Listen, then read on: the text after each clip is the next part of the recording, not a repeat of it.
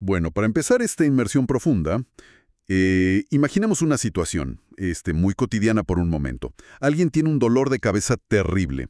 Va a la consulta médica y sale con una receta para una pastilla muy específica. Ajá, la clásica receta incomprensible. Exacto. Pero digamos que dice 500 miligramos. Ni 400 ni 600. Esa molécula exacta en esa dosis precisa, en lugar de cualquier otra alternativa que haya en el mercado. Claro.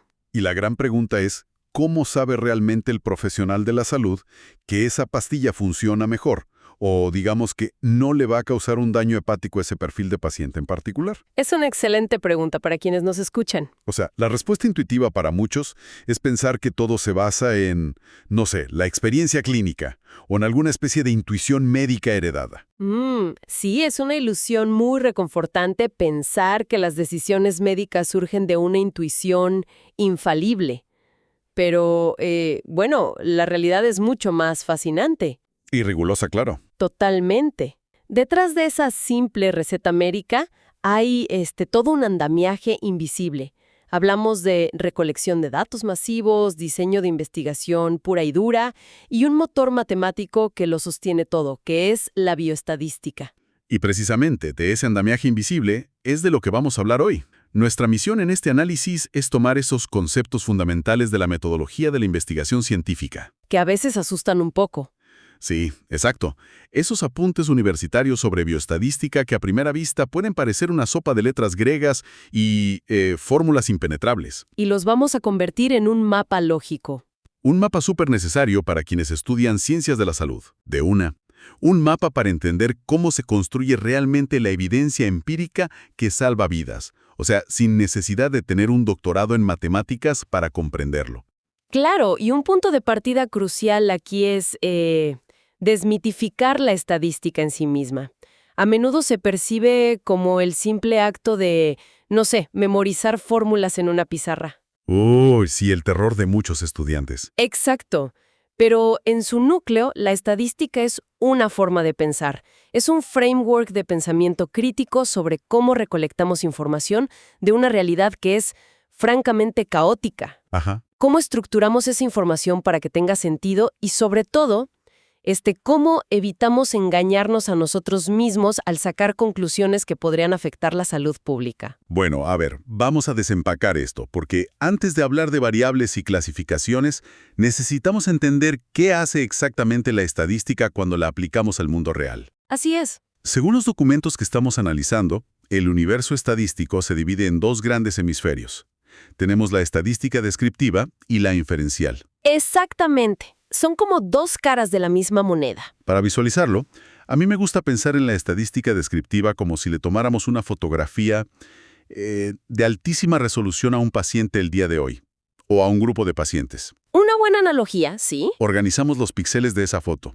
Miramos su altura, su peso, hacemos gráficos de pastel, calculamos promedios. Es, digamos, el aquí y ahora. Nos muestra lo que hay. Claro, esa fotografía captura perfectamente la esencia de la descriptiva. Nos da el terreno firme, el resumen de los datos crudos. Pero, como bien señalas, la medicina no puede quedarse solo mirando fotos del pasado. Lógico, hay que tomar decisiones a futuro. Exacto. Y aquí entra la estadística inferencial, que utiliza las leyes de la probabilidad para dar un salto lógico. Toma esa fotografía y la utiliza para predecir cómo estará ese paciente mañana. ¡Wow! O, por ejemplo, para estimar qué pasaría si a un grupo similar se le administra un nuevo tratamiento oncológico. La inferencia es lo que nos permite generalizar los hallazgos de un grupo pequeño a toda una población. Y siempre con un margen de error, me imagino. Siempre con un margen de error calculado, claro. Y cuando aplicamos este salto predictivo a las ciencias biológicas y de la salud, bueno, es cuando verdaderamente nace la bioestadística. O sea, lo que me genera una duda sobre cómo se traduce esto en la práctica clínica diaria. Porque alguien podría asumir que si la bioestadística nos da esta predicción matemática tan precisa, entonces el profesional simplemente lee el estudio y ya. Lee los números y receta. Exacto, dice, listo, la estadística manda, esto es lo que se receta y punto. Si conectamos esto con el panorama general, la toma de decisiones sanitarias rechaza esa visión robótica por completo. Las fuentes que revisamos incluyen un diagrama metodológico que ilustra esto de manera, brillante. A ver, cuéntame. La evidencia científica, que incluye estos ensayos clínicos, representa solo la mejor evidencia disponible. Es un pilar fundamental, sí, pero esa evidencia choca directamente con la realidad del entorno clínico. Claro, el paciente no es un número más. Totalmente. Para llegar a una decisión final, esos datos fríos deben combinarse con la experiencia clínica previa del profesional, con los recursos reales que están disponibles en ese hospital en ese momento. Que a veces son muy limitados, digamos. Exacto. Y quizá lo más vital, con las necesidades, valores y preferencias de quien recibe el tratamiento. O sea, la bioestadística ilumina el camino con datos, pero no toma la decisión por sí sola. Entendido. Es como una brújula, no un piloto automático. Me encanta esa frase, sí. Ahora, para que esa brújula funcione, para generar esa evidencia científica de la que hablamos, los investigadores no pueden simplemente adivinar. Tienen que estudiar a sujetos reales. Sujetos de carne y hueso, sí. Y aquí entran los actores principales de cualquier diseño de investigación.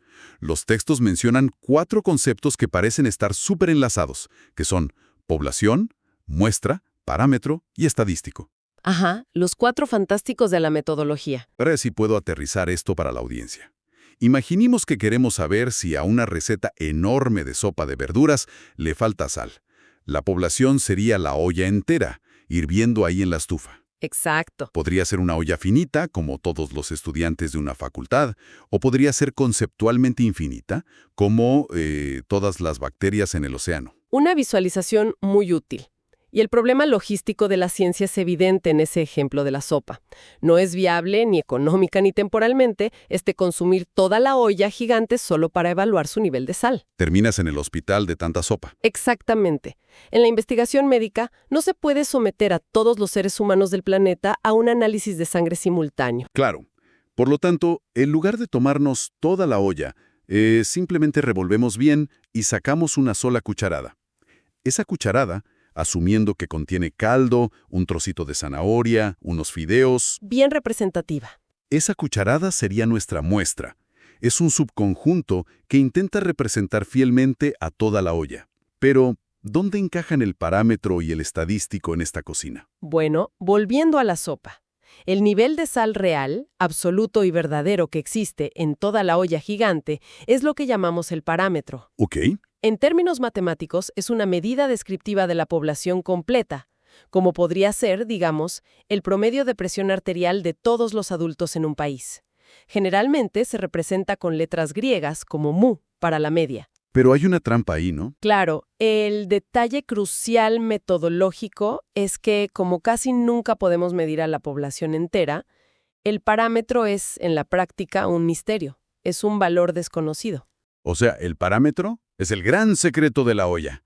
¿Y el estadístico qué vendría siendo? Pues el estadístico es el nivel de sal que efectivamente saboreamos en esa única cucharada.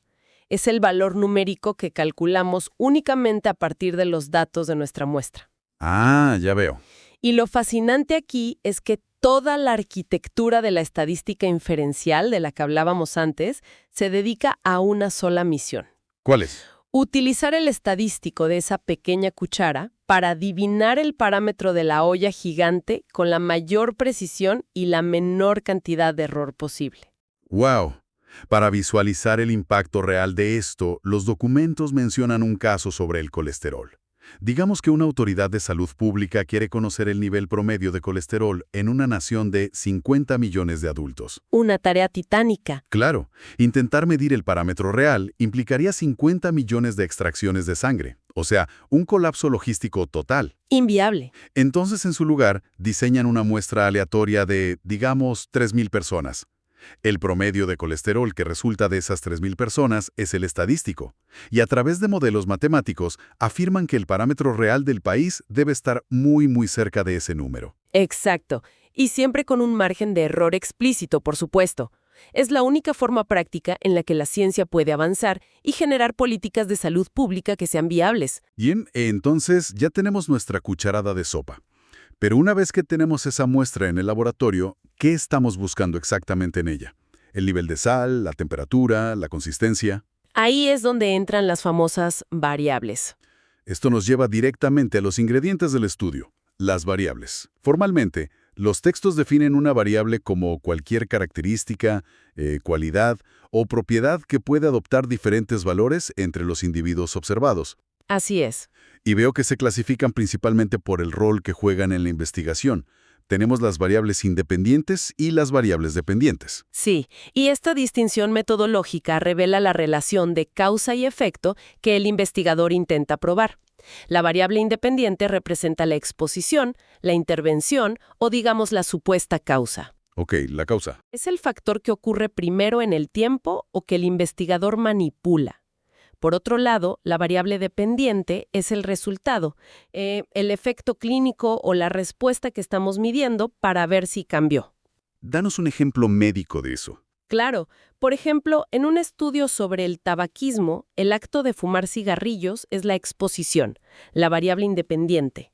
El posterior desarrollo de una enfermedad respiratoria, bueno, ese es el resultado, la variable dependiente. A ver, detingamos el motor un segundo aquí para aplicar un poco de fricción a este concepto. A ver, dime. ¿Me estás diciendo que una variable tiene su rol de causa o efecto grabado en piedra por su propia naturaleza? O sea, si tomamos algo cotidiano como el peso corporal de una persona, ¿el peso corporal viene con una etiqueta de fábrica que dice que siempre es una variable dependiente o siempre independiente? Fíjate que esa es una confusión metodológica sumamente común, sobre todo en los primeros semestres. Y la respuesta es un rotundo no. ¿No? No, las variables no tienen roles intrínsecos en la naturaleza. El rol de dependiente o independiente es asignado única y exclusivamente por la hipótesis. Ah, o sea, por la pregunta. Exacto, por la pregunta de investigación específica que se está formulando en ese momento. Pero, ¿cómo funciona eso en la práctica con el ejemplo del peso corporal? Bueno, pensemos en dos estudios completamente diferentes. En el primer estudio, la pregunta de investigación es, ¿de qué manera impacta el consumo prolongado de azúcares refinados en el peso corporal de los adolescentes? Ok, ahí el azúcar es la causa. Así es. En este escenario metodológico, el consumo de azúcar es la causa, o variable independiente, y el peso corporal es el resultado que estamos observando, la variable dependiente. Ajá. Tiene todo el sentido. Pero ahora imagina que un segundo equipo de investigadores plantea una hipótesis distinta. Ellos se preguntan, ¿cómo afecta el peso corporal a los niveles de presión arterial a largo plazo? ¡Wow! Súbitamente se invirtió todo. Totalmente. Súbitamente, el peso corporal se ha convertido en la exposición, en la causa, tomando el rol de variable independiente, mientras que la presión arterial es ahora el resultado dependiente. Todo gravita en torno al diseño del estudio, no a la biología de la variable. Literalmente. La pregunta de investigación es como el director de casting que asigna los roles en una película. ¡Ja! Exacto, tal cual. Me parece brillante. Ahora, surge un problema logístico evidente con todo esto. Ya sé qué variables, qué ingredientes quiero investigar, pero no se puede usar la misma regla para medirlo todo. Desde luego que no. O sea, no puedo usar una balanza para medir el nivel de dolor de un paciente, ni un termómetro para medir su estado civil, ¿verdad? Y este es el punto de quiebre donde muchos diseños de investigación fracasan silenciosamente si no se estructuran de manera súper rigurosa. Entramos al dominio de las escalas de medición. El terror de las encuestas mal hechas. Ni me lo digas. El primer filtro metodológico es separar las variables en cualitativas y cuantitativas. Las cualitativas o categóricas describen cualidades sin un significado matemático real en sus números. Categorías, como dice el nombre. Sí. Las cuantitativas, por su parte, son dimensiones puramente numéricas, donde los valores sí representan magnitudes matemáticas. Y las fuentes desglosan estas categorías en 4 niveles de medición progresivos, como de menor a mayor complejidad matemática. Ajá. Para las variables cualitativas, tenemos las escalas nominal y ordinal. Si entiendo bien, la nominal es la más básica. Simplemente clasifica en categorías sin ningún orden lógico, como el tipo de sangre, A, B, O, O. No hay una mejor que otra. Correcto, solo son etiquetas. Mientras que la ordinal, como su nombre lo insinúa, sí establece un orden jerárquico. Efectivamente. En una escala ordinal podemos pensar en los grados de un esguince, digamos, de leve, a moderado a severo. Hay un orden claro de intensidad. Sí, uno duele más que el otro. Claro. Sin embargo, la limitación estadística aquí es que no conocemos la distancia matemática exacta entre leve y moderado. O sea, no podemos afirmar que un dolor moderado es exactamente el doble de intenso que un dolor leve. Simplemente sabemos que es mayor y ya. Lo cual nos empuja hacia las variables cuantitativas, que sí permiten operaciones matemáticas. Y aquí es donde verdaderamente se pone interesante, porque están las dos escalas que, honestamente, generan más dolores de cabeza en los exámenes. Jaja, sí, la de intervalo y la de razón. Exacto. Ambas manejan números y distancias exactas. Pero si ambas son escalas numéricas estrictas, ¿qué es lo que separa un intervalo de una razón? La línea divisoria, matemática y metodológica, reside en un concepto que parece hasta filosófico. Es la interpretación del número cero. El cero. Sí, el cero. En una escala de intervalo, el cero es una convención. Es un punto arbitrario en el mapa. No significa la ausencia total del atributo que se está midiendo. Espera, creo que veo a dónde va esto. El clásico ejemplo de la temperatura, ¿no? El mejor ejemplo. Si el termómetro marca 0 grados Celsius, eso no significa que el universo se haya quedado sin energía térmica, o que, no exista temperatura alguna. Claro que no, la gente en el frío polar te lo confirmaría. Solo significa que hace mucho frío, basándonos en el punto de congelación del agua. Es un punto de referencia que alguien inventó. Punto. Así es. Y debido a que el cero es arbitrario en las escalas de intervalo, las proporciones matemáticas se rompen. Este es un error interpretativo enorme que se ve muy seguido. ¿A qué te refieres con que se rompen? A que no se puede afirmar científicamente que un día con 30 grados Celsius es el doble de caluroso que un día con 15 grados. La matemática simple no aplica a las sensaciones térmicas de esa manera. Wow, claro. En contraste absoluto, tenemos la escala de razón. Aquí el cero es absoluto y verdadero. Representa la ausencia total de la característica. De dosis administradas. Precisamente. Si alguien ha recibido 0 dosis de una vacuna, hay una ausencia total del evento. Si un objeto tiene una masa de 0 kilogramos, no hay masa. Tienes toda la lógica. Y es la presencia de este cero absoluto lo que permite a los estadísticos realizar afirmaciones de proporción reales. Un paciente que pesa 80 kilos efectivamente tiene el doble de masa corporal que uno que pesa 40. Es alucinante cómo la simple existencia matemática del cero cambia por completo la historia que nos pueden contar los datos. Totalmente. Pero, a ver, ¿y por qué un investigador de la salud debería obsesionarse con elegir la escala correcta antes de empezar a recolectar datos? ¿No puede simplemente arreglarlo después en el software de la computadora y ya? Uy, no.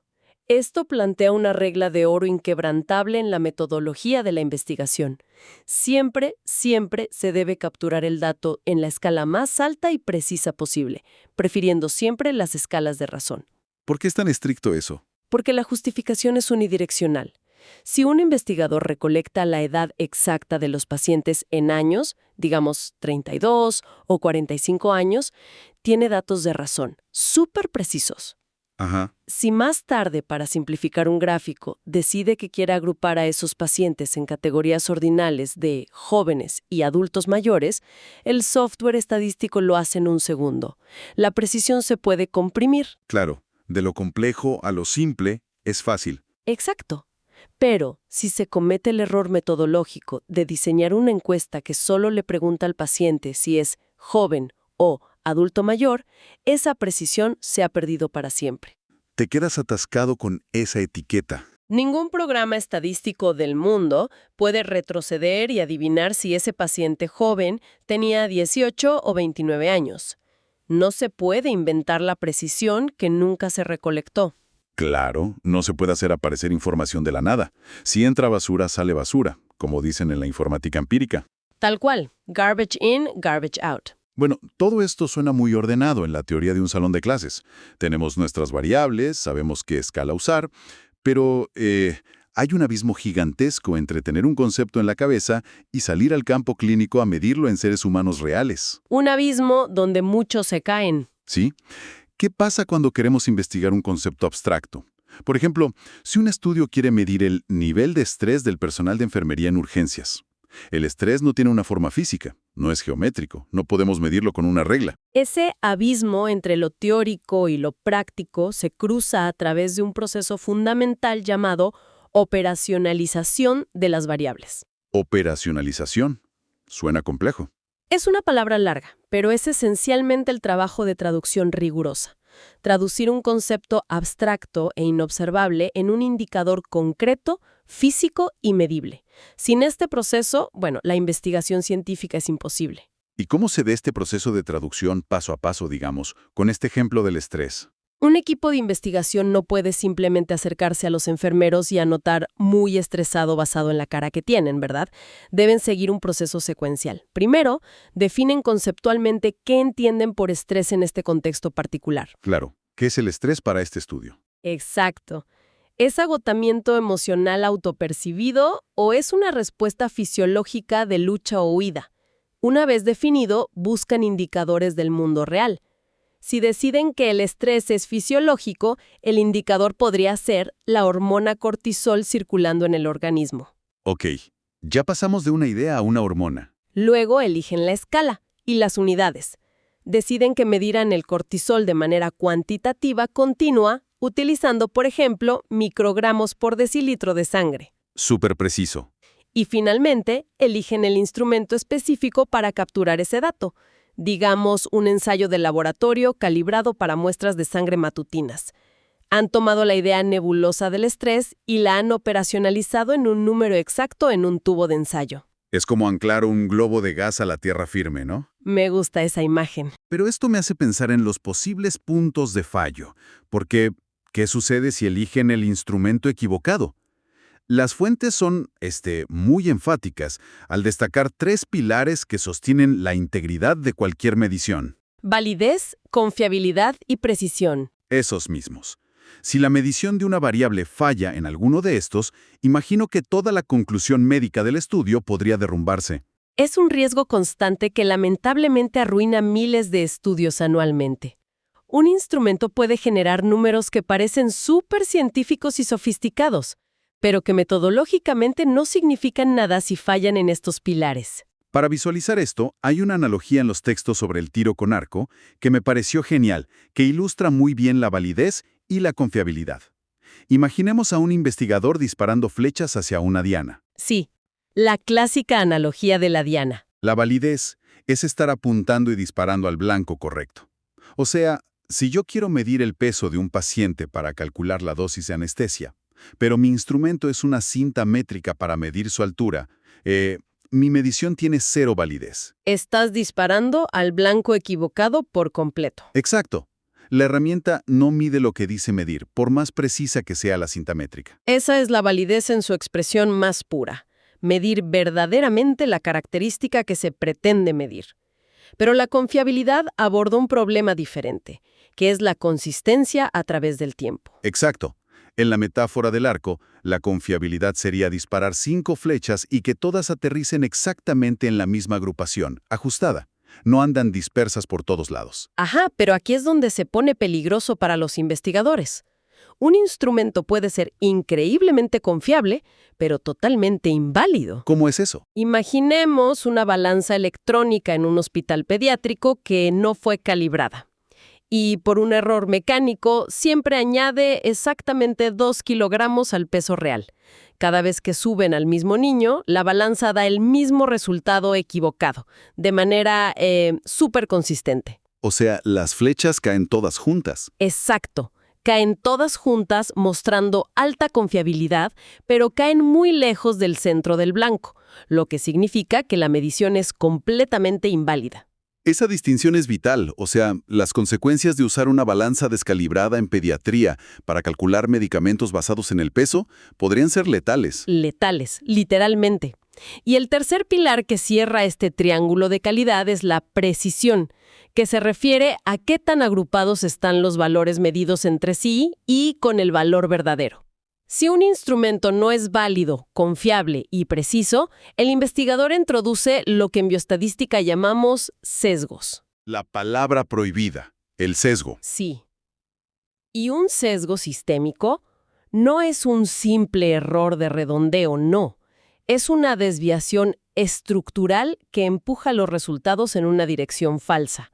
En la práctica real, los datos sesgados son los responsables de que en el pasado se hayan aprobado intervenciones médicas que parecían efectivas en el papel, pero que en la realidad clínica no funcionaban o causaban daño. ¡Wow! Es un peso inmenso sobre los hombros de cualquier diseño de investigación. Sin duda lo es. Entonces, haciendo un recuento dinámico de esta travesía metodológica que hemos hecho hoy. Arrancamos entendiendo el gran propósito de la estadística inferencial, que es iluminar las decisiones en salud sin pretender reemplazar, claro está, el juicio clínico integral del profesional ni los valores del paciente. Nunca reemplazarlos, complementarlos. Luego, logramos identificar nuestro universo de estudio. Separamos la enorme olla de la población general de la pequeña cuchara manejable que es nuestra muestra. Todo esto con la esperanza de que el estadístico recolectado nos susurre la verdad sobre ese parámetro desconocido. Y una vez que tuvimos esa muestra en la cuchara, logramos aislar y definir los ingredientes de interés. Comprendimos que los roles de las variables dependientes e independientes son dictados por la hipótesis, no por la naturaleza. Que fue un gran momento de claridad, ¿eh? Sí, exploramos cómo las reglas matemáticas de las escalas de medición, especialmente la presencia de un cero absoluto en la escala de razón, dictan el análisis estadístico posterior. Y finalmente, anclamos todo esto a la realidad física mediante una operacionalización rigurosa, exigiendo que nuestros instrumentos sean válidos, confiables y precisos para evitar que los sesgos contaminen la evidencia médica. Un resumen perfecto. Todo este proceso constituye la arquitectura oculta, el verdadero detrás de escena de cualquier avance biomédico o ensayo clínico que luego leemos en un titular de noticias de un portal web. Y el valor de comprender esta arquitectura no reside únicamente en, no sé, aprobar un examen universitario de metodología y olvidarlo al día siguiente. Para nada. Se trata de desarrollar una lente analítica, crítica. Exacto. Esta comprensión profunda es la herramienta que permite a los futuros profesionales de la salud tomar un artículo científico y cuestionar activamente si el instrumento de medición era válido, si la escala elegida enmascaró información vital o si las conclusiones están basadas en datos sólidos o simplemente en ruido estadístico. Es la diferencia entre ser un receptor pasivo de información médica y un evaluador crítico de la evidencia empírica. Es la gran línea de defensa contra la mala ciencia empírica. Totalmente de acuerdo. Y con todo este panorama claro, para quienes nos escuchan, surge una reflexión final fascinante sobre hacia dónde se dirige todo esto en el futuro. A ver, cuéntanos. Sabemos que el corazón latente de la bioestadística inferencial moderna busca establecer el parámetro de toda una población. Busca determinar qué es verdad para el promedio, para la gran mayoría de la gente. Así se ha hecho siempre. Claro. A través de la probabilidad, se construyen protocolos hospitalarios asumiendo que el individuo responderá como el promedio de la muestra estudiada. Pero frente a un futuro que avanza rápidamente hacia la genómica a la carta y la medicina altamente personalizada, aparece una fricción metodológica enorme. Ah, claro, el choque de paradigmas. Exacto. Si las grandes decisiones médicas se fundamentan históricamente en lo que funciona estadísticamente para la mayoría, matemática, ¿qué sucede con el individuo biológico que es la excepción extrema a esa regla estadística? ¡Qué gran pregunta! O sea, ¿es posible que la bioestadística tradicional, diseñada para encontrar tendencias poblacionales masivas, se encuentre pronto en un punto de colisión epistemológico con la necesidad de tratar a un individuo que posee un conjunto de variables verdaderamente irrepetibles? Es un desafío inmenso, la verdad. Lo es. Es un desafío monumental para quienes diseñarán los estudios clínicos de las próximas décadas. Les dejamos esa pregunta a quienes nos escuchan, para que la sigan explorando. Hasta la próxima inmersión profunda.